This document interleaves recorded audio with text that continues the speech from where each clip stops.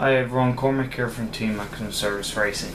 I'm here to talk to you about the do's and don'ts of buying and selling RC cars, and cars in particular, and I suppose equipment in general, online and to the general public.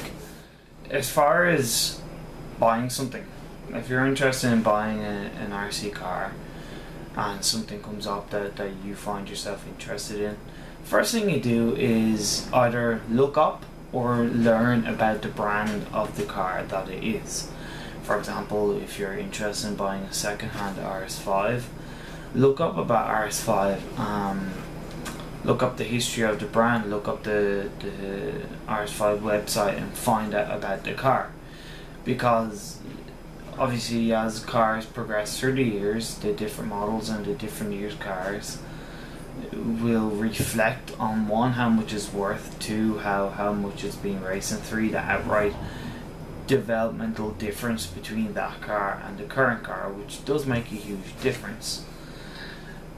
To the person that's selling the item, ask about the race history. That's one of the first things you ask. Ask how many races it's been in. Ask what kind of races, I suppose, whether they being really wet or all dry or all dusty. If you're not happy with the amount of pictures that the person has posted up, always feel free to ask for more. Because on a side note, anybody selling stuff, you should never be afraid to post more pictures, whether it's a particular part of the car that the person is interested in. So if you're interested in buying something and you want to see more detail of a certain part of the car or a certain area of the car, ask for photos. You're fully within your right to ask for more photos, because that can help a lot. Ask people who might, one, have the branded car, or two, know about it. Ask them for their opinion on what it's worth. You never have to take their opinion as a concrete view, but it definitely does help to get 2 or 3 opinions. Ask a retailer, ask your local retailer, ask another retailer in a different country. Ask them to give them an opinion of what the car might be worth based on what they see, which is the same as you. A really big important thing to ask, especially over Facebook nowadays, where a lot of selling can happen of RC cars, when personal messages are being floated about between the person interested and the person selling.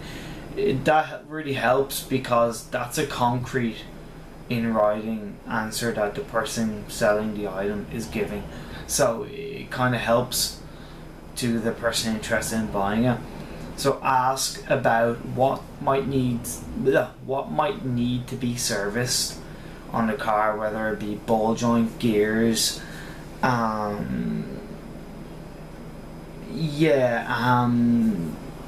gears, ball joints, anything that I suppose is wearable, and anything that can wear out over time that does need maintenance. Because what I've experienced personally is that something looks good and it's bought, and the person buying it essentially ends up having to pump 150 euros worth of parts into it, and next thing you know, what seems like a fair deal turns out to be a bit of a raw deal, because what hypothetically might cost 600 euro ends up costing 750, and that does impact, and it can make somebody who's buying the car feel a little bit annoyed at what they're buying, and actually even turn them off racing. So so as a buyer, ask those questions, because you're perfectly entitled to know what might need to be done, because it prepares you better, and it puts into your head an idea of what you might need to put into it from a cost point of view, and what you might need to do to it in the future. Of course, as a second-hand car, any second-hand car, of course, is never going to be perfect. It's never going to be maintenance free for a long time like a new car would be. So it's, in some way, it's always going to need to be maintained, I suppose, a bit more than a new car straight away. And so don't think you're gonna get don't think you're gonna get this car and it's automatically gonna be perfect, because that's never always the case.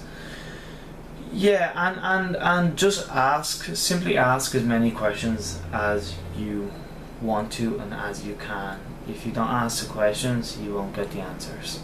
From a seller point of view, it's really important that, I suppose, you try and take the attitude that, look at it in the eyes of, if you were going to buy this product, wouldn't you want it to be up to a certain standard? One, a certain general racing standard, and two, to a point where not much has to be put into it from a cost point of view, so that the customer can get basically receive the car and put other equipment into, i.e. engine, diff, etc., depending on what's included in the car, and they can go out and race, at least initially, without having to worry about parts falling off due to wear and tear, ball joints needing replacing, and, as I said, from a pure financial point of view, money needs to be pumped into it, because that is an important part. So try and think about it that way. If you are not in the position that you can put the money into it to get it up to a certain point, then just let people know and just say, look guys, it needs this amount of TLC, it needs this certain care, it's this price, I'm preparing you so you know what you need to put into it. I can't afford to, I don't have the time to, etc. But I'm being honest, because honesty is the most important part of selling. Because I like to think that anybody involved in RC racing, and if they're interested in it, there's a certain obligation that you want that scale, or you want that racing to improve. And if you genuinely give somebody a raw deal, or really not that good of a deal, or lead them on unfairly, you're not helping to promote that sport that well. I'm sorry, it's true, and I personally believe that, and we personally believe that here at Team X and Service Racing. And as I said, so if you're in the position that you can service the car, the obvious things is check the screws to make sure all screws are there, and make sure no screws are bent, and make sure that it's up to scratch from that point of view. Replace the shock oil. It's a simple thing, but just putting new shock oil really makes a difference. First of all, it can kind of add a bit of value, because you're saying, look, I've put my own time into this, I've put new shock oil in, and okay, it might not be the shock oil that the customer buying at once, but the customer, or the potential customer, will appreciate the fact that new shock oil is in it, and that it can definitely help make the car far more attractable. Stuff like ball joints, especially kind of on the likes of the RS5, where ball joints are quite important, I suppose, on the wishbones. Replace them, please, if you can and you're in the position to, because they really make a big difference. Stuff like gears, if you have a gear that's worn, and you can replace it, because new gears really makes the car look more attractive. It really does. And one of the biggest things is brake discs. New brake discs on a car just makes it stand out so much more. It really does. And it adds attractiveness, it adds credibility to the car, and it adds credibility to you as a seller. Simple as that. Because at the end of the day, as much as you're selling the product, you're in some way you're selling yourself, or you're selling your kind of racing, your history of racing with the car, and your credibility with the product. And if you don't do that, I suppose it's you might get a bad name, then you'll find it hard to sell other stuff. Including other equipment in a car kit to make it a car kit does add money to it, because if somebody that's interested in buying it thinks, okay, well, a diff comes with this, an exhaust comes with this, the car might be a couple of years old, but if I have the likes of a diff or an exhaust or a clutch, I can transfer those items then into a car that I might upgrade to. So adding equipment like that, whether it's servos, engine, diff, clutch, exhaust, does add value.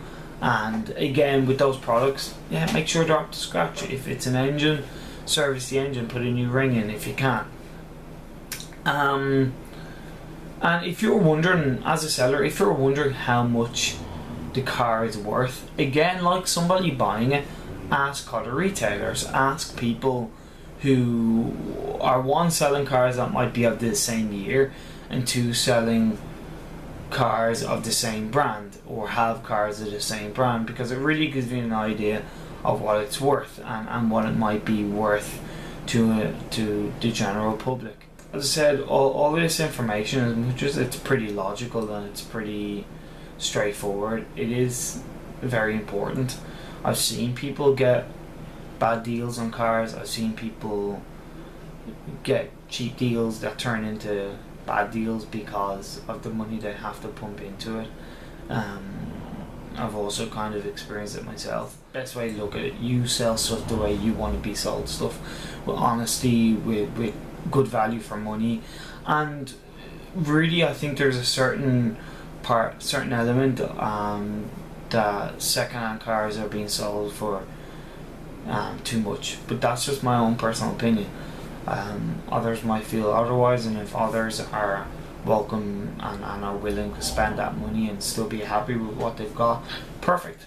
At the end of the day, I just want to see people race myself. I want to see people enjoy a car, and we want to see people get enjoyment from what they do. So look, try and use these tips and try and think about it and take a step back. You never have to, give or take, you never have to rush into a deal, because yeah, it can make you feel a little bit like just bummed out if it turns out to be not the best of offer. So look, do what you can, ask as many questions, and if you have any questions and if you're not sure, please ask us. We can help as much as possible, and I'll try and make this kind of guide available by text. I'm gonna turn it into a bit of a step-by-step, I suppose, document, and so you can give it a read and you can reference it if you're not sure what to ask.